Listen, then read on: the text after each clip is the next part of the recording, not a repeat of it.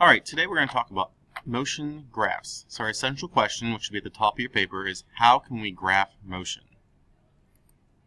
Alright, so our first graph looks like this. And just like we talked about earlier, distance is always on the y-axis, time is always on the x-axis.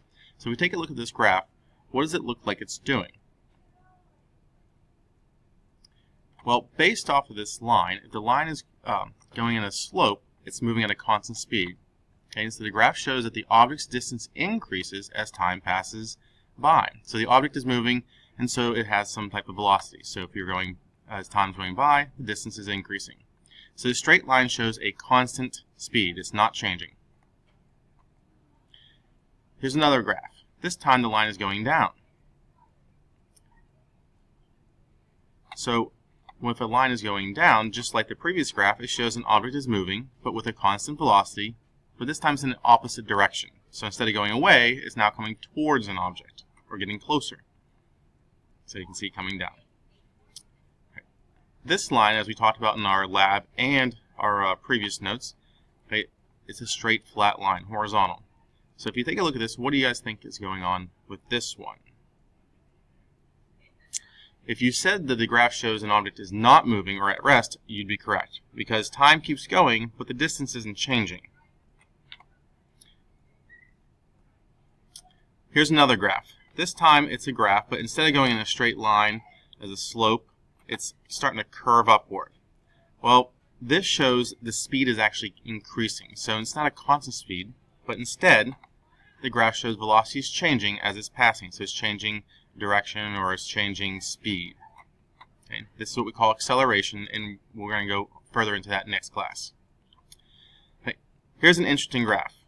Can you guess what's going on here? Can you come up with a story of what might be going on with this one? So in the first part of the graph, here's my story. The object is moving with a constant velocity. It's going pretty fast. Maybe you're going out of, if it was me, you're leaving school and you're going really quick. You stop outside school and you think about it for a few seconds and you remember, guess what? I forgot my homework. So you walk backwards. But since the slope is at a less steep angle, you're not walking back to school as quick as you tried to leave school. So that would be my story.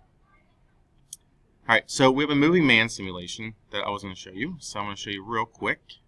Here's our moving man simulator. And so the guy's at 0 meters. And over here, the brick wall is at -10. I'll move this out of the way.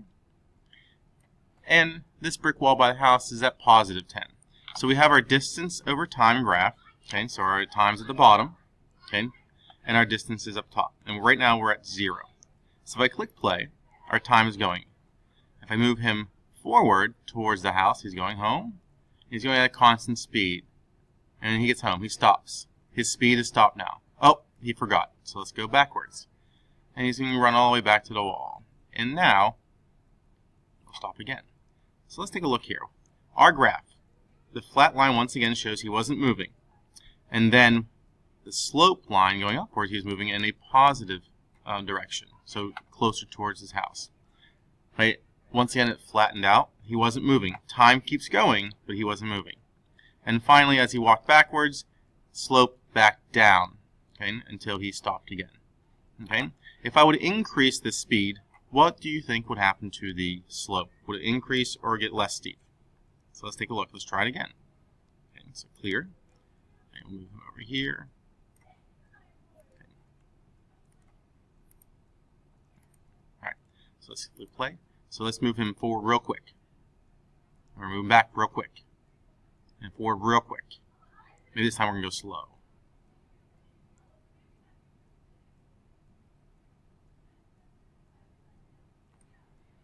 Alright, so what you can see here is when the slope is nice and steep, okay, he's moving faster.